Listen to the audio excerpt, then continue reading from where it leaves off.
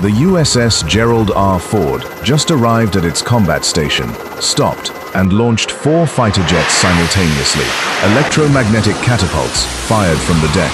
An island command center rose 7 stories high. And then, from below deck, elevators brought another squadron to the flight deck in seconds. That is a real warship. It exists. It patrols international waters, and it costs less than half of what some of the other carriers on this list demanded in development expenses. But here is the thing. That American supercarrier, as dominant as it appears, had to earn the #1 spot on this list, because the competition includes a carrier that generates enough power to light a small city the moment it fires up its reactors. There is one carrying electromagnetic railgun technology inside a classified weapons bay. One was designed by the same nation that pioneered nuclear submarine warfare, and one has a fully ski-jump launch ramp on its bow, where you can deploy an entire fighter wing. 9 supercarriers. 9 different answers to the question, how far can you push what a naval vessel is allowed to be? Before we get into it, if you enjoy videos like this, hit the like button right now. These take a serious amount of research and time to put together, and every like pushes this to more people who would love it. Subscribe as well, so you never miss what we cover next. Some of these vessels will make you question your entire understanding of naval power. Some will make you wonder how an engineer even conceived of the idea. And by the time we reach #1, you will understand why one nation just rewrote the rules for an entire generation of warfare. Let's count down. INS Vikramaditya, the carrier that reinvented itself. The Indian Ocean is one of those places that looks like someone turned the strategic importance all the way up. Trade routes that seem endless, choke points that stretch for miles, waters that feel completely contested. So when the Indian Navy spent 9 years refitting a carrier, they were not trying to build something functional, they were trying to build something worthy of the theater it would operate in. The INS Vikramaditya does not look like a Soviet vessel when it is underway. It looks like a modern, redesigned, aerodynamic fortress cutting through the waves. Clean, imposing, almost unrecognizable from its origins. Then it deploys, and in under an hour, the entire air wing rotates into combat operations. Not a single squadron, not one fighter. The whole strike capability physically activates. What was a cruising vessel is now a fully operational power projection platform with a 14-degree ski jump ramp, MiG-29K fighters launching in sequence, and deck operations running continuously from sunrise to sunset. The radar systems scan 360 degrees around the battle space. Wherever threats emerge, the defense envelope wraps around you like you are inside the shield, not beside it. The design is practical and Soviet-influenced. Strong lines with nothing wasted. Indian naval officials describe it as a vessel built to serve over 30 years and be upgraded through multiple generations. At a final cost of $2.35 billion, it is not really a purchase. It is a strategic investment that also happens to deploy air power.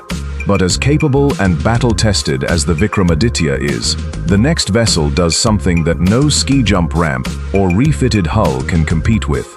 It moves without a sound. Number 8. Liaoning, China, the carrier that became a blueprint.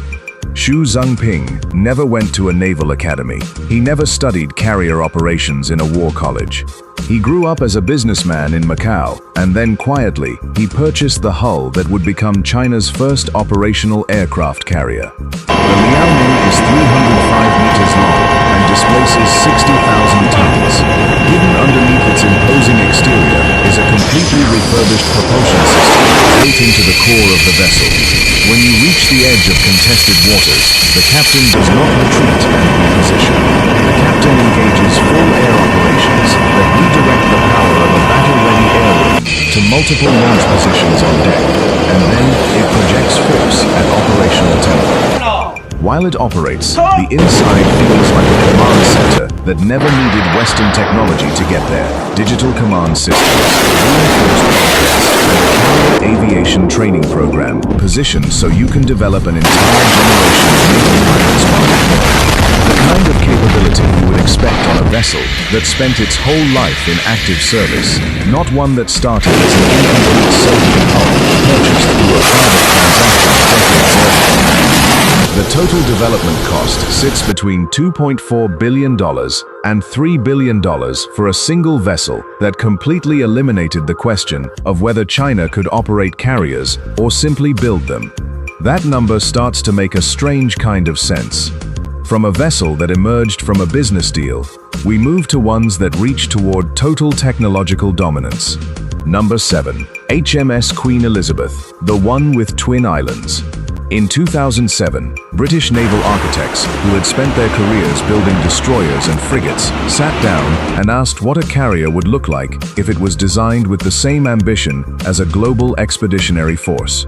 They started the Queen Elizabeth program, and 10 years later, in 2017, they showed the world the HMS Queen Elizabeth. It is 280 meters long, steel gray, and it has 2 separate island structures on the flight deck. Not a single command tower, not one bridge they positioned for tradition. 2 distinct operational islands designed to separate navigation from air control completely. You can command the ship from one island and run all flight operations from the other simultaneously. But the deck does more than just hold 2 islands. It is split into multiple operational zones, a landing area where F-35B fighters return and recover as missions complete, a launch zone with multiple spotted aircraft, and the hangar deck below, which moves jets efficiently when not in use, so the rest of the flight deck stays clear and operationally ready. Inside, the naval mentality continues. Advanced artisan 3D radar systems, a sophisticated damage control network, a Sea Scepter missile defense grid, the kind of capability that makes a Cold War-era carrier feel like it is not trying hard enough. The Royal Navy operates 2 Queen Elizabeth-class carriers now. Construction costs placed each vessel at approximately $3.9 billion. They exist not as ships you can simply order from a catalog, but as proof of what becomes possible when engineers stop asking, "Is this traditional?" and start asking, "Is this effective?" The answer was yes. But the next builder took that same question and applied it to something even more ambitious. Number 6. USS John F. Kennedy, CVN-79, Hollywood-level engineering on 10 acres of steel. The Pentagon was the one who made the call. They had seen what the Ford-class program could achieve, and when the Navy needed a second-generation supercarrier for 21st century warfare, the Pentagon pointed in one direction. The Navy listened, and they committed over $11 billion to something called CVN-79. The USS John F. Kennedy runs on 2 nuclear reactors. From the outside, moving through open ocean, it looks like a large capital ship. Impressive, but evolutionary. Then it goes to general quarters, and 11 weapons elevators begin to cycle, bringing ordnance from deep magazines to the flight deck. A full combat load deploys from below, and what was a cruising platform is now a launch-ready strike group. That weapons handling system is a revolution. Electromagnetic advanced weapons elevators, full munitions capability. The kind of system you would find in a cutting-edge logistics hub in the middle of an industrial complex, now integrated into a warship operating anywhere in the world the mission requires. Inside the operations center, $150 million worth of custom radar and battle management systems cover every screen. The Combat Information Center alone represents decades of software development and features displays that integrate data from satellites, aircraft, surface ships, and subsurface assets simultaneously in real time. The Navy plans to commission CVN-79 by 2025. It represents not just iteration, but transformation in how carriers operate. That shift is not subtle, it is deliberate. From a carrier built for future wars, we shift to vessels constructed not for expeditionary operations, but for the kind of nations that need to secure their borders and project regional dominance wherever they deploy. Number 5. Charles de Gaulle, France, $3.3 billion of nuclear independence. When the Charles de Gaulle is approaching a contested zone, your sensors take a second to process what they are detecting. The power signature is enormous, pulled straight from submarine reactor design. The air wing is uniquely capable, carrying Rafale M fighters developed domestically. The entire operational profile looks like it was drawn by a nation that had never accepted dependence and was given no restrictions. The French Navy built this by pulling from three completely different strategic priorities: nuclear independence, air superiority, and sustained blue water operations. No single one of these doctrines was enough on its own. The result cost $3.3 billion and took over a decade to complete, with continuous upgrades for each operational deployment. There is no cookie-cutter production. Every refit is customized for the evolving threat environment and one specific strategic requirement. The feature that separates it from almost everything else in European navies is the nuclear propulsion system. France operates the only non-American nuclear-powered carrier in the world. It deploys with reactor endurance already built in, operational range already unlimited, and fuel logistics already irrelevant. The air wing is built around the Dassault Rafale M. If that name means nothing to you, the Rafale M is one of the most capable carrier-based multi-role fighters in European service. The same standard of aircraft, found defending French airspace, is launching from this carrier, positioned anywhere French interests demand it. $3 billion, over a decade in construction and refits, one at a time. That is the Charles de Gaulle, and it would be the most strategically independent vessel on this list if it were not for the one that follows it. Number 4. HMS Vikramaditya, the carrier with indigenous pride inside. There is a very specific challenge that a very small number of nations in the world genuinely face. You want to build your own aircraft carrier. You want to reduce dependence on foreign shipyards, but you cannot exactly import this kind of capability and feel secure relying on external supply chains. So what do you do? India answered that question, and the answer is exactly as ambitious as it sounds. The HMS Vikramaditya has an entirely domestically built hull constructed in Indian shipyards. A steel framework rises from indigenous production facilities, and integrated into that framework is space for a full air wing of naval fighters, MiG-29Ks, and future indigenous aircraft fit, helicopters fit, ASW systems fit. The carrier operates as a fully Indian platform, protected by domestic technology until you deploy wherever national security requires. When the air wing launches, the deck immediately becomes a hub of coordinated operations. You recover aircraft, rearm them, prepare the next sortie. When you are done, the jets go back below. The elevators retract smoothly into the structure, and you sail to the next operational area. The propulsion system features 4 gas turbines delivering over 80 megawatts of power. The sensor suite is built from Indian and Israeli collaboration, featuring the EL-AM2248 MF-STAR radar that costs millions on its own. Nothing inside this vessel was chosen because it was imported. Everything was chosen because it was the best India could produce, or the most strategically reliable partnership available. The total cost reached approximately $2.9 billion. Indigenous production costs less than importing complete systems. That sentence somehow makes complete and logical sense when you are talking about strategic autonomy.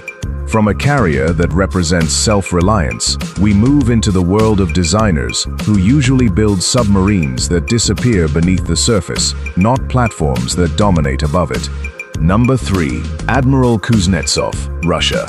When Soviet engineers build a floating fortress, Soviet naval architects designed submarines that changed underwater warfare. They shaped the Kirov-class battlecruisers. When Russian yards put the Admiral Kuznetsov to sea, the entire NATO alliance stopped and recalculated, because their work does not just look intimidating, it changes how adversaries think about what is possible. Commissioned in 1990, the Kuznetsov is a heavily armed aircraft carrier with no Western equivalent in armament philosophy. When it deploys, the primary threat is not just the air wing, it is the ship itself. The Kuznetsov carries P-700 Granite anti-ship missiles, SAN-9 surface-to-air missile systems, close-in weapon systems, and anti-submarine rocket launchers. That is not a carrier hiding behind escorts. That is a capital ship that can defend itself and strike enemy fleets independently. The detail that genuinely reframes what carrier operations mean in Russian doctrine is the operational philosophy.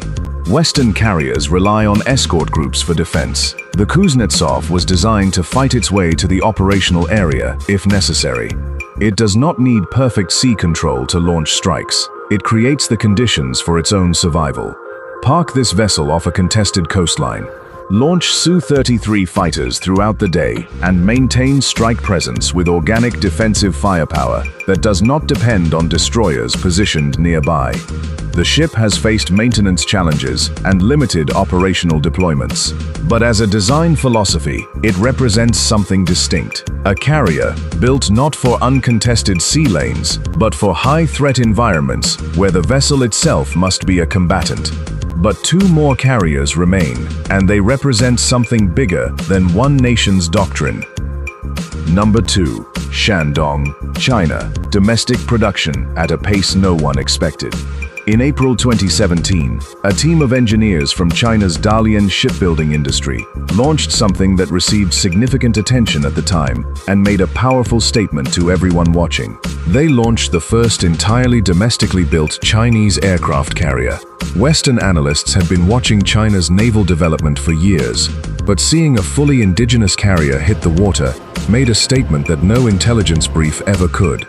They were no longer adapting foreign designs, they were building their own.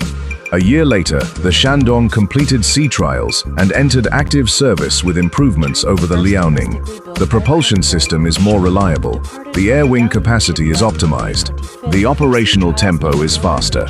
The flight deck of this carrier is designed for higher sortie rates than its predecessor.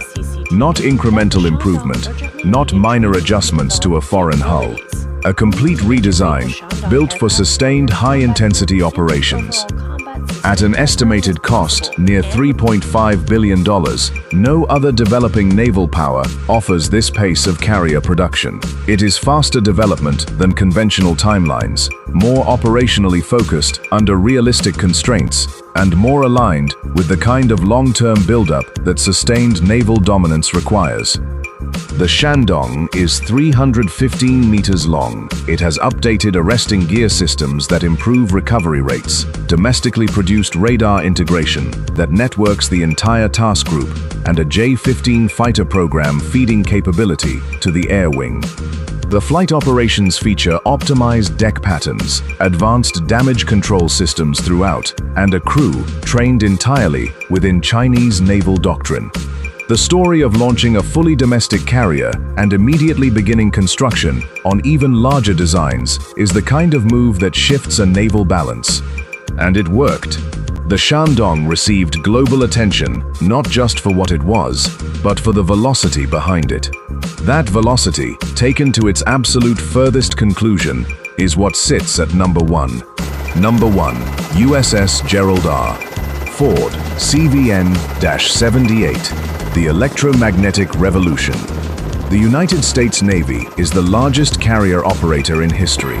When they decided to replace the Nimitz class, they did not sit down and study incremental upgrades so they could match the previous generation. They approached the problem from a completely different angle. They asked what a carrier would look like if it was designed with the logic of electromagnetic launch systems rather than the logic of steam catapults. The result is the USS Gerald R. Ford. And it earns the number 1 spot on this list, not because of one extraordinary feature, but because of what you get when you stack everything it does on top of each other and realize it is all sitting on a single hull. While it is underway, the Ford looks like a supercarrier. Sleek, modern, unmistakable. Nothing on the outside tells you what has changed beneath. Then it begins flight operations, and it transforms. The electromagnetic aircraft launch system, EMLS, deploys first. Steam catapults are gone. The launch cycle is faster, smoother, and capable of launching a wider range of aircraft weights with precision control impossible under steam power. For a carrier that just arrived on station, that is already a revolutionary operational advantage. Then the weapons elevators engage. The Advanced Weapons Elevators, AWE, cycle munitions from the magazines to the flight deck in a fraction of the time the Nimitz class required. Not a manual chain system, not a slow hydraulic lift. 11 electromagnetic elevators moving ordnance at unprecedented speed with fewer crew required per cycle. There is an entirely redesigned island structure. It is smaller, positioned further aft, and provides better flight deck visibility and more usable deck space than any carrier before it. You can spot more aircraft, run more simultaneous operations, and recover jets faster than the previous class ever could. The power generation is built with future directed energy weapons in mind. The ship produces over 250 megawatts of electrical power. When future laser or railgun systems are ready, the Ford class already has the power infrastructure to support them. There is no retrofit needed, no auxiliary generators required. The architecture of the ship is the weapons platform of the future. The radar system is the dual-band AN/SPY-3 and AN/SPY-4. When the system is active, it provides integrated air and missile defense across the entire carrier strike group. There is no separate radar mounted to another platform, no external sensor net required. The ship itself is the sensor node that coordinates fleet defense. And then there is the crew reduction, not a staffing cut for budget reasons, not a manpower shortage accommodation. A fundamental redesign that allows the Ford to operate with 600 fewer sailors than a Nimitz-class carrier, while conducting more flight operations per day. It launches quietly compared to steam. It operates efficiently, and it is the only feature of its kind in any operational carrier anywhere in the world. No European nation built this level of integrated electromagnetic systems. No Asian Navy built this power generation capacity. The United States Navy built it, and they invested approximately $13 billion in the lead ship of the class. To put that number in context, the Charles de Gaulle cost $3.3 billion. The Shandong cost $3.5 billion. The USS Gerald R. Ford, with its electromagnetic catapults, its advanced weapons elevators, its reduced crew, and its future weapons power grid, cost $13 billion. That is not just expensive, it is a statement of strategic commitment. The Ford is not just a carrier that wins a capabilities competition, it is a vessel that changed the question. Before it existed, naval engineers were asking how to make steam catapults more reliable. After the Ford, the question became, how do we generate enough power to operate directed energy weapons? What can the launch system handle? Where does the next generation of automation go? That shift in thinking is what number one looks like. Not just the most advanced vessel on the list, the one that changed what everyone else has to think about next.